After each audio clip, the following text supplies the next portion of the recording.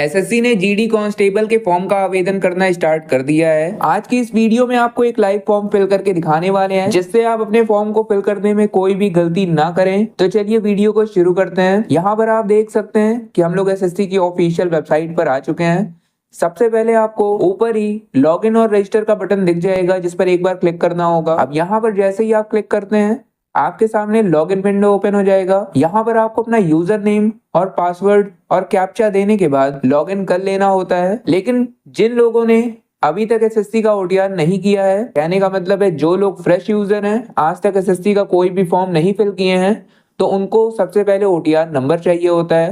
अब वो OTR number के लिए नीचे न्यू कैंडिडेट पे रजिस्टर नाउ के बटन पे क्लिक कर सकते हैं और क्लिक करने के बाद अपना ओटीआर जनरेट कर सकते हैं। कैसे जनरेट करना है, इसके लिए ऑलरेडी हमारे चैनल पर एक वीडियो आ चुकी है, आपको मैं ले चल के दिखा दे रहा हूँ। आप हमारे चैनल पे जाइए और इस वीडियो को देख लीजिए और अपना ओटीआर 5 मिनट में बना लीजिए। उसके बाद आपको वापस से सेम पेज पर आना है, एसएससी के पेज पर, और यहाँ पर अपना यूजर नेम जो कि ओटीआर नंबर होता है और पासवर्ड फिल कर देना होगा। नीचे कैप्चा बताना है और लॉगिन कर देना है। ऐसा करते ही आपका डैशबोर्ड ओपन हो जाएगा। यहाँ पर आपकी सभी डिटेल आ जाएगी। यहाँ पर आने के बाद आपको स्क्रॉल डाउन करना है। नीचे ही आपको लाइव एग्जामिनेशन में कांस्टेबल जीडी एग्जामिनेशन 2025 दिख जाएगा। यहाँ पर आपको एप्लीकेशन जो स्टार्ट हो रहा है उसकी डेट 5 सितंबर है और एंड हो रहा है 14 अक्टूबर को। तो आपके पास 40 दिन का समय है। इसके पहले ही आपको अपने फॉर्म का आवेदन कर देना है। कैसे करना है चलिए हम आपको बताते हैं। नीचे ही आपको अप्लाई का बटन दिखेगा, जिस पर एक बार क्लिक कीजिएगा। उसके बाद आपके सामने इंस्ट्रक्शन पेज आ जाएगा। इस इंस्ट्रक्शन पेज को अच्छी तरीके से आप पढ़ लीजिएगा। उसके बाद स्क्रॉल डाउन करने पर नीचे आपको फिल फॉर्म का बटन दिख जाएगा, जिस पर एक बार आप क्लिक कर दीजिएगा। ऐसा करते ही आप एप्लीकेशन फॉर्म पे पहुंच जाएंगे। यहाँ पर आप साइड में देख सकते हैं कि स्टेप 1 से स्टेप 5 तक आपको अपने सभी डिटेल को देना है और फाइनल सबमिट कर देना है। अब यहाँ पर आप स्टेप 1 जो कि पर्सनल डिटेल पर है, और यहाँ पर आप देख सकते हैं कि सब कुछ ऑटो फिल है। ये डिटेल आपने ओटीआर में पहले से ही फिल कर दी रहती है, तो यहाँ पर डिटेल फिल रहता है। अगर कोई गलती है तो उसका सुधार आपको ओटीआर मॉडिफाई करके ही करना होता है। यहाँ पर आप मॉडिफाई नहीं कर पाएंगे। अब मॉडिफाई कैसे करना है वो भी मैं आपको बता दे रहा हूँ। आप हमारे चैनल पर जाइए, आपको यहाँ पर ये वीडियो दिख जाएगा, जिसमें आपको ओटीआर में करेक्शन कैसे करना है बताया गया है। तो इस वीडियो को देखिए और अपने ओटीआर में अगर आपने कोई गलती कर दिया है तो उसका सुधार कर लीजिए। उसके बाद आप जीडी के फॉर्म पर आएंगे तो यहाँ पर आपको आपका सभी डिटेल सही दिखेगा। अब इसके बाद आपको स्क्रॉल डाउन करना है और पर्सनल डिटेल के सबसे नीचे नेक्स्ट के बटन पे क्लिक कर देना है। ऐसा करते ही आपका डिटेल सक्सेसफुली सेव्ड हो जाएगा और आप स्टेप 2 जो कि स्टेप 1 का एजुकेशन डिटेल है वहां पे पहुंच जाएंगे। अब यहाँ पर आपसे पूछा जा रहा है हाईएस्ट एजुकेशनल क्वालिफिकेशन। तो ये आपसे पूछा जा रहा है कि आप अभी तक कहाँ तक हाईएस्ट लेवल की क्वालिफिकेशन ले चुके हैं।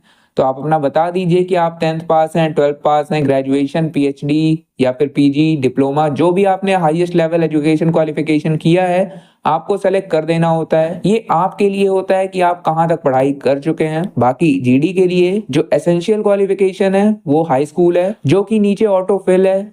ऑटो फिल क्यों है ये? क्योंकि ओटीआर में आपने हाई स्कूल की डिटेल दे दी रहती है, इसलिए यहाँ पर सभी डिटेल ऑटो फिल है। आपको इस फॉर्म को फिल करने में ज्यादा मेहनत नहीं करना होगा।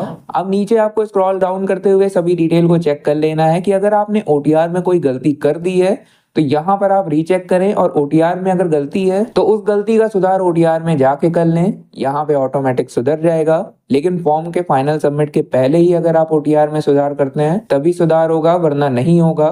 तो इस चीज को ध्यान में रखिए। बाकी नीचे आने के बाद आपको अपना परसेंटेज बता देना है। यहाँ पर एक नोट भी लिखा हुआ है 2020 और 21 के स्टूडेंट के लिए, जो 2020 और 21 में हाई स्कूल पास किए हैं कोविड के टाइम में, तो उनके में शायद परसेंटेज अगर नहीं लिखा रहता है तो उनको यहाँ पे NA नॉट एप्लीकेबल टाइप कर देना होता है। लेकिन अगर आपके में परसेंटेज लिखा है तो परसेंटेज बताइए, और अगर आप 2020 और 21 के स्टूडेंट नहीं हैं तो आपको यहाँ पे सिंपली अपना परसेंटेज टाइप कर देना होगा और नीचे सेव एंड नेक्स्ट कर देना है। ऐसा करते ही आपका एजुकेशन डिटेल भी सेव हो जाएगा, तो आप इसको सेव कर दीजिए। उसके बाद जैसे ही आप ओके करते हैं, आप नेक्स्ट स्टेप जो कि स्टेज 2 है, एडिशनल इन्फॉर्मेशन पार्ट 1, यहाँ पर पहुंच जाते हैं।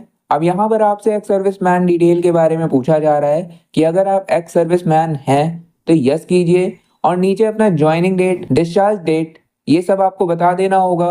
अगर आप एक्स सर्विसमैन नहीं है तो नो कर दीजिए। उसके बाद सेकंड नंबर पे आपसे पूछा जा रहा है आपके एज रिलैक्सेशन के बारे में। तो अगर आप एज रिलैक्सेशन चाहते हैं तो यस करके नीचे अपना रिलैक्सेशन कोड दे देना है। अगर नहीं चाहते हैं तो नो कर दीजिए। उसके बाद 23 नंबर पे आपसे पूछा जा रहा है do you want to make your personal information available for accessing job opportunity. तो यहाँ पर आप यस या नो अपने हिसाब से कर दीजिए। अगर आप अपना इंफॉर्मेशन साझा करना चाह रहे हैं तो यस करिए, नहीं साझा करना चाह रहे हैं तो नो कर दीजिए। उसके बाद नीचे आपको सेव एंड नेक्स्ट करना है, ये डिटेल आपका सेव हो जाएगा। इसके बाद आप एडिशनल इन्फॉर्मेशन पार्ट 2 पे पहुंच जाते हैं।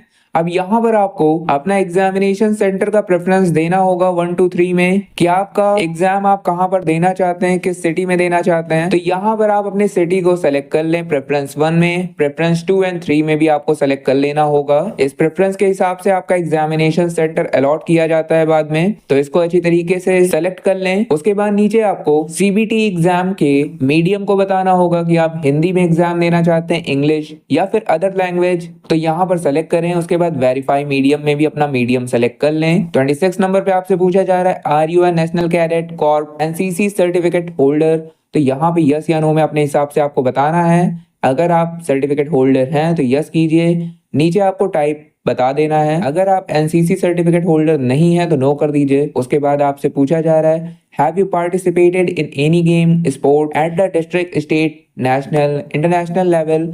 तो अगर आपने कोई गेम या स्पोर्ट किसी भी लेवल से प्ले किया है, पार्टिसिपेट किया है तो यस कीजिए। नीचे आपको इन्फॉर्मेशन देना होगा जैसे कि स्पोर्ट नेम, लेवल और कंपटीशन ईयर, मेडल, पोजीशन, ये सब आपको बता देना होगा। नहीं किया है तो नो कर दीजिए। उसके बाद 28 नंबर पे आपसे आपका डोमिसाइल स्टेट यूटी पूछा जा रहा है, तो यहाँ पर अपने स्टेट को सेलेक्ट कर दीजिए। इसके बाद अपने स्टेट को वेरीफाई कर दीजिए। 29 नंबर पे आपसे डिस्ट्रिक्ट पूछा जा रहा है तो अपने डिस्ट्रिक्ट को सेलेक्ट कर लीजिए। उसके बाद स्क्रॉल डाउन करते हैं तो 30 नंबर पे आपसे पूछा जा रहा है have you migrated from the state UT of your origin to state UT of your domicile. तो अगर आपके ओरिजिन स्टेट से किसी अदर स्टेट में माइग्रेट किया गया है तो यहाँ पे आपको यस करना होगा और नीचे डिटेल देना होगा कि आपको रिजर्वेशन चाहिए या नहीं चाहिए। तो अगर रिजर्वेशन चाहिए तो आपको यस करना है, नहीं चाहिए नो करना है। अगर आप यस करते हैं तो आपको कास्ट सर्टिफिकेट देना होगा, नो करते हैं तो आपको जनरल माना जाएगा और आपको कोई भी रिजर्वेशन नहीं मिलेगा।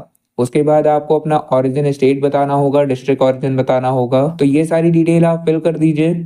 अगर आप माइग्रेट नहीं किए गए हैं तो सिंपली आपको नो रखना है, आपसे कोई भी एक्स्ट्रा डिटेल नहीं लिया जाएगा। उसके बाद 31 नंबर और 32 नंबर आप यहाँ पे देख सकते हैं नक्सल अफेक्टेड डिस्ट्रिक्ट और बॉर्डर डिस्ट्रिक्ट के बारे में आपसे पूछा जा रहा है, लेकिन ये ऑप्शन डिसेबल है। बाकी इसके बाद आप यहाँ पे देख सकते हैं कि पोस्ट के लिए आपसे प्रेफरेंस पूछा जा रहा है, तो इसके लिए मैं नोटिफिकेशन का पेज ओपन करना चाहूंगा जहां पर 21 नंबर पेज पर आपको 14.9 पर सभी पोस्ट दिख जाएंगे ABCDEFG के हिसाब से। यहाँ पर ए से लेके एच तक सभी पोस्ट है, जैसे कि BSF, CISF, CRPF, SSB, ITBP, AR, NCB और SSF। तो यहाँ पर आपको अपना पोस्ट प्रेफरेंस दे देना है। आपको जो भी सबसे पहले नंबर पे रखना है उसका कोड आपको यहाँ पे टाइप कर देना है और अपने प्रेफरेंस को लाइन वाइज सेट कर देना है। उसके बाद वेरीफाई प्रेफरेंस में आपको दोबारा से सेम तरीके से टाइप कर देना होगा। बाकी आप नोटिफिकेशन में ना जाके पोस्ट डिटेल यहाँ पर भी क्लिक करके देख सकते हैं। सभी डिटेल को देने के बाद आपको सेव एंड नेक्स्ट करना है। ऐसा करते ही आप नेक्स्ट स्टेप पे पहुंच जाएंगे जहां पर आपसे फोटोग्राफ एंड सिग्नेचर अपलोड करने के लिए बोला जाएगा। अब यहाँ पर आपको कैप्चर लाइव फोटो पे क्लिक करना है। आप पहले यहाँ पे इंस्ट्रक्शन पढ़ लें कि आप एक अच्छी लाइट में और प्लेन बैकग्राउंड के साथ आपको लाइव फोटो कैप्चर करना है। बैकग्राउंड आपका क्लियर होना चाहिए और आपकी आंखें कैमरे पे फोकस होनी चाहिए। एकदम स्ट्रेट मोड में आपको कैमरे को देखना है फोटो को कैप्चर करवाते समय। तो यहाँ पर आपको कैप्चर लाइव फोटो पर क्लिक करना होगा। आपके स्क्रीन पर कैमरे को ऑन करने के लिए परमिशन लिया जाएगा, तो परमिशन दे दीजिएगा। आपके स्क्रीन पर एक पॉपअप कैमरा ओपन हो जाएगा जहां पर एक रेड फ्रेम आपके सामने आ गया है। तो अपने आप को इस रेड फ्रेम के अंदर सेट कीजिए और अच्छे तरीके से आंखें को कैमरे पे फोकस कीजिए और बैकग्राउंड क्लियर होना चाहिए।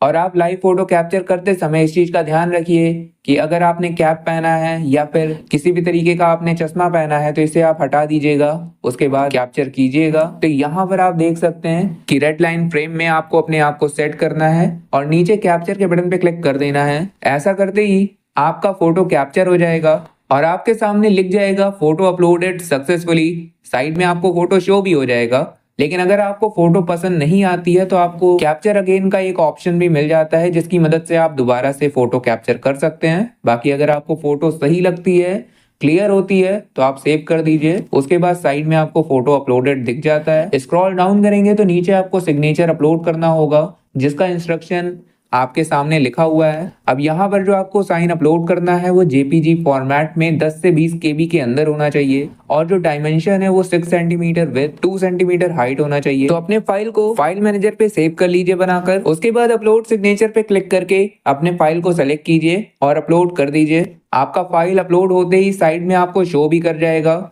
तो अपने फोटो और साइन को अच्छे तरीके से देख लीजिए कि अपलोड होने के बाद वो क्लियर है या नहीं है। अब यहाँ पर फाइल अपलोड करने के बाद सेव एंड नेक्स्ट करना है। आपका ये डिटेल भी सेव हो जाएगा और आपको प्रीव्यू के पेज पे पहुंचा दिया जाता है। यहाँ पर आपको स्क्रॉल डाउन करते हुए अपने हर एक डिटेल को अच्छी तरीके से देख लेना होगा, और अगर आपको कहीं पर भी गलती दिखती है तो आपको हर एक स्टेज के साइड में एडिट का ऑप्शन मिल जाएगा।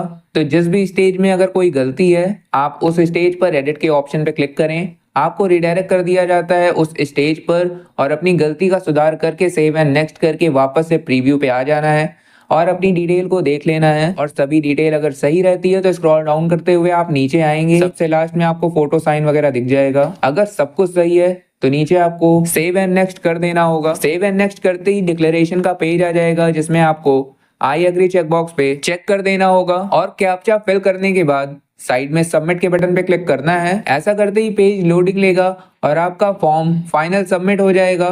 इसके बाद आप इसमें करेक्शन नहीं कर सकते हैं। आपके सामने लिख जाएगा form received successfully, content verification pending.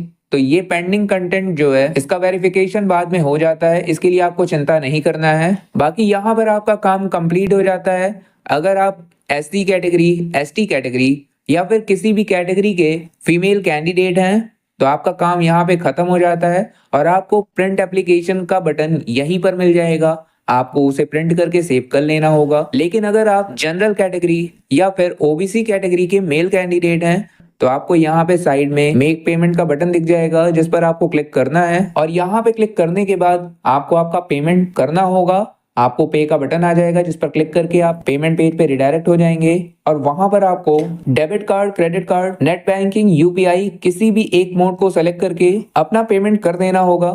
और जैसे ही आप पेमेंट कंप्लीट करते हैं आपको वापस से रिडायरेक्ट किया जाता है सेम पेज पर, और आपका एप्लीकेशन प्रिंट होने के लिए रेडी रहता है। यहाँ पर आपको प्रिंट एप्लीकेशन फॉर्म का बटन दिख जाएगा, जिस पर क्लिक करके आप अपने एप्लीकेशन को प्रिंट कर सकते हैं। तो सभी लोग अपने एप्लीकेशन को PDF फॉर्म में सेव कर लें सबसे पहले, और अगर आपके पास प्रिंटर हो तो इसकी हार्ड कॉपी भी निकलवा लें। फ्यूचर में ये आपके काम आ सकता है, तो इसके लिए आप इसे PDF फॉर्म में तो जरूर ही सेव रखें। बाकी यहाँ पर आपका SSC GD का फॉर्म कंप्लीट हो जाता है। इसके बाद आपको कुछ भी नहीं करना होता है। तो आशा करते हैं कि आज की इस वीडियो को देखकर आप सीख गए होंगे कि SSC GD एग्जामिनेशन 2025 का फॉर्म कैसे फिल करना है। अगर कोई भी प्रॉब्लम आती है फॉर्म को फिल करते समय, या फिर कोई भी ऑप्शन अगर आपको समझ में नहीं आ रहा है, तो नीचे आप कमेंट कर सकते हैं, आपका रिप्लाई मिल जाएगा। आपके हर एक प्रॉब्लम, आपके हर एक क्वेरी का आंसर दिया जाएगा। तो आज के लिए इस वीडियो में बस इतना ही। आशा करते हैं कि ये वीडियो आपके लिए हेल्पफुल रही होगी। तो अगर इस वीडियो से आपकी जरा भी हेल्प हुई है तो इस वीडियो को एक लाइक किए बिना बिल्कुल ना जाएं,